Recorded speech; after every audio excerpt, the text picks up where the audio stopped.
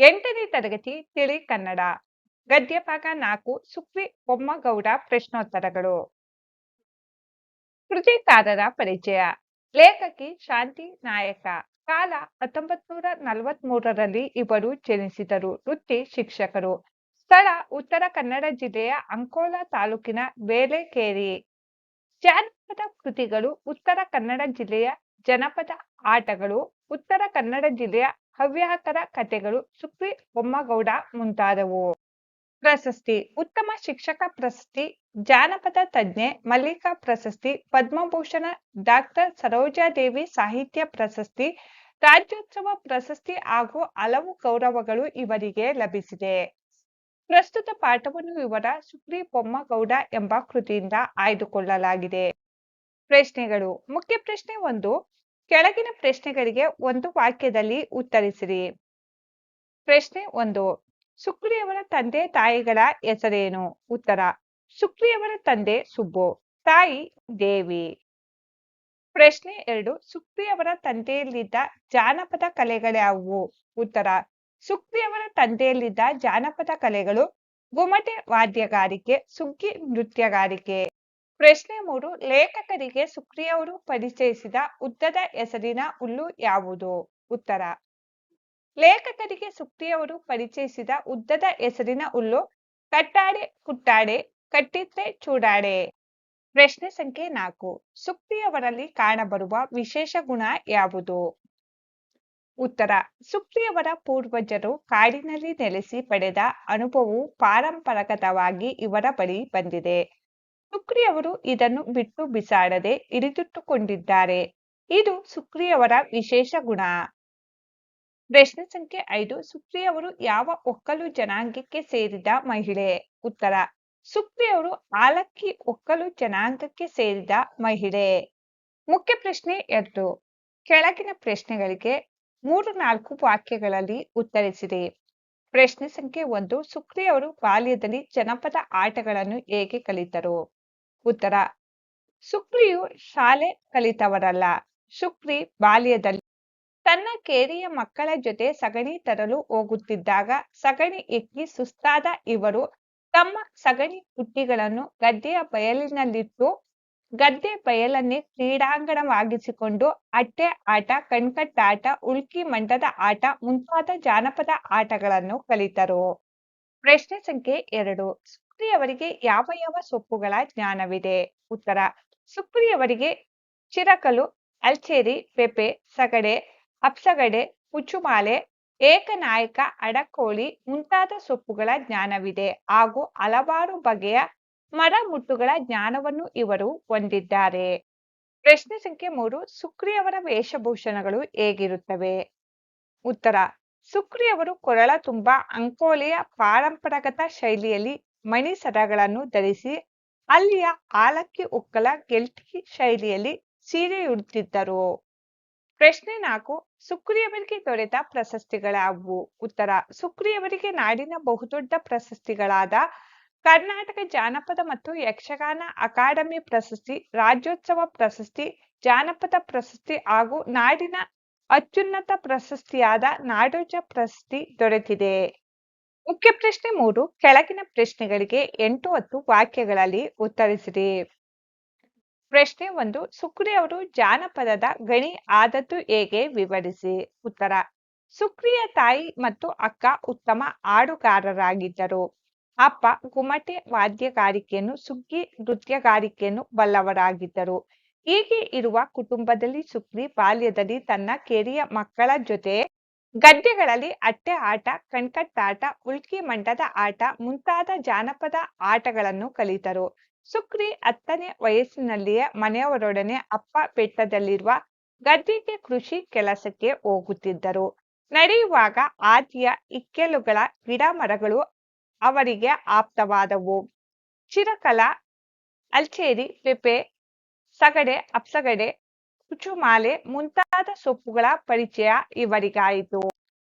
ದೊಡ್ಡವರಾದ ಮೇಲೆ ಸೌದೆ ತರುವ ಕೆಲಸವನ್ನು ಮಾಡುತ್ತಾ ನಾನಾ ಬಗೆಯ ಮರ ಮುಟ್ಟುಗಳ ಪರಿಚಯವನ್ನು ಪಡೆದರು.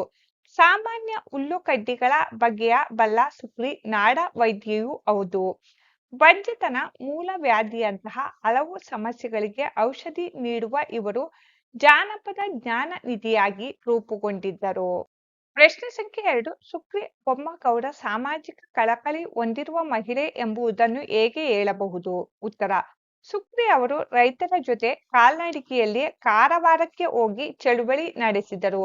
ಸಮಾಜಕ್ಕೆ ಒಳಿತಾಗುವ ಎಲ್ಲಾ ಚಳುವಳಿಗಳಲ್ಲಿ ಅಗ್ರಪಂಕ್ತಿಯಲ್ಲಿ ನಿಂತರು. ಕೋಟೆಬಾವಿ ಚಳುವಳಿ, ಬುಡಕಟ್ಟು ಜಿಲ್ಲಾ ಚಳುವಳಿ, ಸಾಕ್ಷರತಾ ಆಂದೋಲನ, ಮದ್ಯಪಾನ ವಿರೋಧಿ ಚಳುವಳಿಗಳಲ್ಲಿ ಸುಕ್ರಿಯವರ ಕಲಾ ತಂಡ ಪಾಲ್ಗೊಂಡಿರುತ್ತಿತ್ತು. ಓದು ಬರಹ ಅರಿಯದವರಾದರೂ ಸಮಾಜಕ್ಕೆ ಕೆಡುಕು ಯಾವುದು, ಒಳಿತು ಯಾವುದು ಎಂಬುದರ ಅರಿವುಳ್ಳವರು. ಸಮಾಜಕ್ಕೆ ಒಳಿತಾಗುವ ಚಳುವಳಿಗಳಲ್ಲಿ ಭಾಗವಹಿಸಿ ಜೊತೆಯ ಹೋರಾಟಗಾರರಿಗೆ ಪ್ರೋತ್ಸಾಹ ನೀಡುವಲ್ಲಿ ಸುಕ್ರಿಯವರದು ಎತ್ತಿದ ಕೈ. ಇದು ಸುಕ್ರಿ ಬೊಮ್ಮಗೌಡ ಸಾಮಾಜಿಕ ಕಳಕಳಿ ಹೊಂದಿರುವ ಮಹಿಳೆ ಎಂಬುದನ್ನು ಸಾಬೀತು ಮಾಡುತ್ತದೆ. ಮುಖ್ಯ ಪ್ರಶ್ನೆ 4. ಸಂದರ್ಭದೊಡನೆ ವಿವರಿಸಿರಿ. 1. ಜನಪದ ಶಾಸ್ತ್ರಗಳ ಭಂಡಾರವೇ ನಮ್ಮ ಜೊತೆ ನಡೆಯುತ್ತಿದ್ದಂತೆ ಅನಿಸುತ್ತದೆ. ಆಯ್ಕೆ: ಈ ವಾಕ್ಯವನ್ನು ಶಾಂತಿನಾಯಕ್ ಅವರು ಬರೆದಿರುವ ಸುಕ್ರಿ ಬೊಮ್ಮಗೌಡ ಕೃತಿಯಿಂದ ಆಯ್ದ ಸುಕ್ರಿ ಬೊಮ್ಮಗೌಡ ಪಾಠದಿಂದ ಆರಿಸಿಕೊಳ್ಳಲಾಗಿದೆ. ಈ ಮಾತನ್ನು ಲೇಖಕಿ ಹೇಳುತ್ತಾರೆ. ಸಂದರ್ಭ: ಕಾಡಿನ ಸಸ್ಯಗಳ ಬಗ್ಗೆ, ಮರಮುಟ್ಟುಗಳ ಬಗ್ಗೆ, ಜೀವ ವೈವಿಧ್ಯಗಳ ಬಗ್ಗೆ ಜ್ಞಾನವನ್ನು ಹೊಂದಿದ್ದ ಸುಕ್ರಿಯವರ ಜೊತೆ ಕಾಡಿನಲ್ಲಿ ನಡೆಯುವುದೊಂದು ಅಪೂರ್ವ ಅನುಭವ. ಸಸ್ಯಶಾಸ್ತ್ರ, ಪ್ರಾಣಿಶಾಸ್ತ್ರ, ಔಷಧಿಶಾಸ್ತ್ರ ಮುಂತಾದ ಜನಪದ ಶಾಸ್ತ್ರಗಳ ಭಂಡಾರವೇ ನಮ್ಮ ಜೊತೆ ನಡೆಯುತ್ತಿದ್ದಂತೆ ಅನಿಸುತ್ತದೆ ಎಂದು ಅವರ ಜ್ಞಾನನಿಧಿಯ ಬಗ್ಗೆ ಹೇಳುವ ಸಂದರ್ಭದಲ್ಲಿ ಹೇಳುತ್ತಾರೆ. ವಾಕ್ಯ 2. ಕಟ್ಟಾಡೆ ಕುಟ್ಟಾಡೆ ಕಟ್ಟಿತ್ತೆ ಚೂಟಾಡೆ. ಆಯ್ಕೆ: ಈ ವಾಕ್ಯವನ್ನು ಶಾಂತಿನಾಯಕ ಅವರು ಬರೆದಿರುವ ಸುಕ್ರಿ ಬೊಮ್ಮಗೌಡ ಕೃತಿಯಿಂದ ಆಯ್ದ ಸುಕ್ರಿ ಬೊಮ್ಮಗೌಡ ಪಾಠದಿಂದ ಆರಿಸಿಕೊಳ್ಳಲಾಗಿದೆ. ಈ ಮಾತನ್ನು ಸುಕ್ರಿ ಬೊಮ್ಮಗೌಡ ಲೇಖಕಿಗೆ ಹೇಳುತ್ತಾರೆ.